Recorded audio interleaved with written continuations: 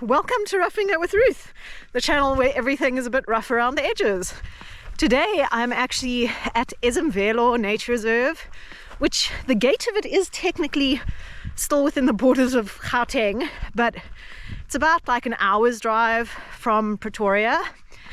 On the N4 highway is the way that people usually get there. And I haven't actually been here, I think, for more than a year. But I previously have come here quite a few times, and it's such a lovely nature reserve that I think is quite underutilized. Like, there's camping here, there's little chalets here, the reception area has a swimming pool, you can do day hikes here, you can do mountain biking here. It's really very, very nice. And next month we are actually bringing a big group of people here as a sort of preparation training hike, both for the Otter Trail and the Tsitsikamma Trail that we're doing in October later this year. So today is just like a little recon of the area. I'm actually going to be doing trail running, not hiking, but I'll see if I can maybe chat to the camera every now and then along the way. I've already seen quite a few animals as we drove in, so it's a great start. I would definitely take one of the paper maps that they have at reception with you. However, the paper maps are in black and white, and the trails are actually color coded, so it's not like the easiest thing to see. Like here you can see it's a hiking trail start, but that sign is kind of facing the wrong way for you starting the hiking trails. A little bit further on in the grass there's a cement marker saying hiking trails with quite a bit of grass growing over it. The nice thing about this place is that you can actually do 21 kilometers if you combine the 2-day hiking trail into one trail. I think it's called the Protea hiking trail. It's the one where you do 10 k's and you get to the river camp, and then there's about 11 k's after the river camp back to the start. And you can do that as an overnight trip, which is what we will be doing in July. But today I'm just going to be trail running the whole thing just to check it out. These are the footprints that you'll be following: blue, green and yellow, depending on whether you're doing the 5, 15 or 21k. So I just stopped and stripped all of my warm layers off because I'm actually quite hot now.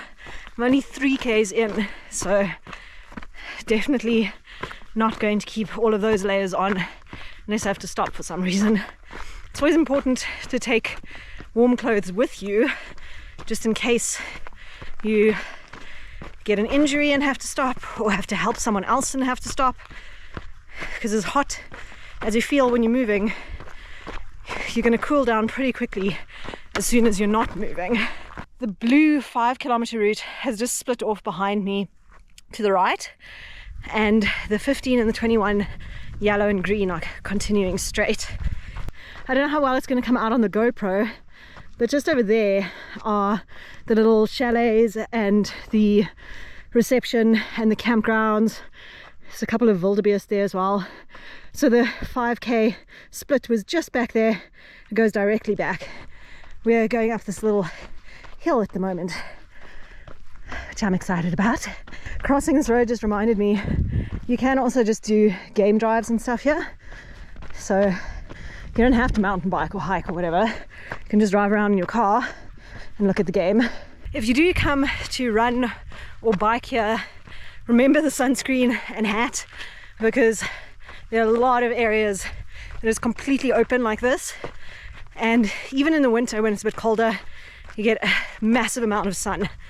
And as people who have been watching my channel for a while will know, I have had quite a few battles with skin cancer. My latest surgery is coming up at the end of June. So I'm a big advocate for looking after your skin in the sun, because trust me, as annoying as it might be to put on sunscreen or wear a hat, is much more annoying to have bits of your skin cut out, or have some kind of chemo ointment or whatever it is that might be used to treat skin cancer. So don't skimp on the sun protection here. A whole herd of blesbok. I've seen a lot of game so far on this trip. Seen both blue wildebeest and black wildebeest, zebra, eland, hartebeest, impala, blesbok. Seen quite a few like warthog burrows, but no warthogs. So yeah, it's been absolutely stunning. If you're looking for a hike specifically to see wildlife, then highly recommend Ezemvelo Nature Reserve. So coming up ahead there is the river camp where we're going to be staying for our that's where we're going to be staying for our training hike in July. And it is a little bit less than 10 k's to get there, maybe like 9.5 or so. And the first half of that is a little bit more rocky and uphill. Then the second half is a little bit less rocky and mostly downhill, except for right at the end here it gets a bit rocky again as you come down, like maybe the last 500 meters are a bit more rocky, and then the trail continues up that hill behind it to get another, I think, about 11 or 12 k's to the end. So the second day would be a little bit longer than the first day. This is so interesting. So here used to be a dormitory style like hut with bunk beds where you could sleep, but apparently the baboons broke into it and like destroyed all the mattresses and everything, so they've just demolished it completely, and now you can camp here. So there's camping obviously, but there's no dormitory for you to stay in. And this bit in front of me here is like a little kitchen area with a larper behind it and a toilet and a shower. Good grief. So this place has really gone to rack and ruin since the last time I stayed here. I'm standing inside of the little ablution block. That was just my phone getting a notification. The door is completely off its hinges. Back there is the basin. This is the shower here, and then the toilet here, which doesn't seem to have any water flowing to it currently, but wow. Well, and there's trash lying all around. Look at what the baboons have done to the larper. Yes, this place looks like a bomb hit it. The last time I stayed here, about 2 years ago, it was lovely. At least the kitchen area is locked. But I mean, this is terrible. I'll see if I can find some footage of when I stayed here. This looks absolutely horrific. I mean, that doesn't look like they're maintaining this place at all. Looks like the baboons might even be able to get into the kitchen area through that roof. I'm actually pretty shocked that they let us book there. Yeah, I'll think about what I'm going to do. I mean, obviously, look, we're backpacking, so you know, we're ready to like rough it a bit, but when the website gives you the option to book accommodation that has a shower and a toilet and a larper and a kitchen, you kind of expect that stuff to be there, you know. That's what you've paid for, that's what you've signed on for. Looking at the state of that place, I'm pretty disappointed. I hope Ezemvelo is planning to fix that place up, because it's actually a lovely place to stay. I've stayed there before when it wasn't in such a terrible state. So straight after the river camp, you go up that little hill behind it and then back down that hill, and now I'm going up the hill again, and it's pretty much how it's going to be for the first half of this section after the river camp, is down to the river and back up, and down to the river and back up. And the pathfinding is a little bit more difficult on this section, I think, because fewer people do it. It's like slightly more overgrown, but I haven't lost the path yet. I mean, there's a yellow footprint, there's a yellow arrow. So I'm left like 10.6 k's in. I don't know what that structure is, but it looks amazing. That definitely wasn't here when I was here 2 years ago. That place looks awesome. It's pretty new. I hope that that smoke that I can see over there is not on Ezemvelo's property. Anyway, my path actually continues down here. Just wanted to stop and see that little housey. It looks amazing. Oh, you should also be aware, that's why I keep getting these notifications on my phone. Ezemvelo, it does have cell phone reception, but it can be a bit spotty. So you may need to like move around to a high point if you don't have reception.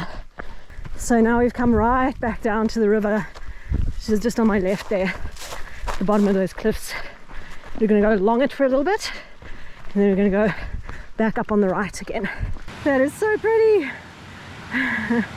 Unfortunately, my path continues there, but this would be a really great spot to stop for lunch or tea break or something. Okay, so I can see some yellow footprints up there. There's a very clear path down here, but I assume that just goes to the river or pool or something. Pretty sure this is my path.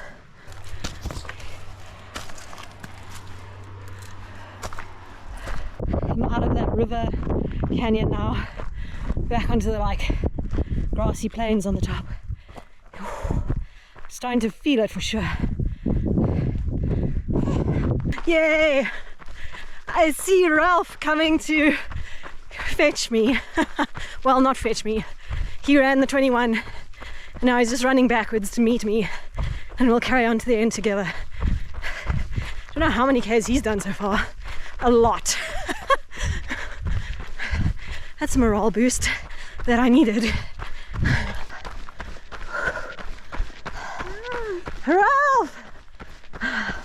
So I finished my 21k trail run, and the route itself was very pretty, and we actually spoke to the people at reception now about the river camp situation, and they agreed to just move our booking to the campsite that's here at reception, where you just do car camping, and then we'll just do day hikes instead, which I think is a much better solution. And apparently they are in the process of rebuilding the whole river camp, so hopefully in the future it will be better, but for the moment I would say it's not possible to stay over at the river camp until it has been completely redone. Thank you so much for watching this video. If you would like to see more from me, then you can click on my channel name to see videos that I've made in the past, or you can subscribe to my channel to see videos that I'm going to make in the future.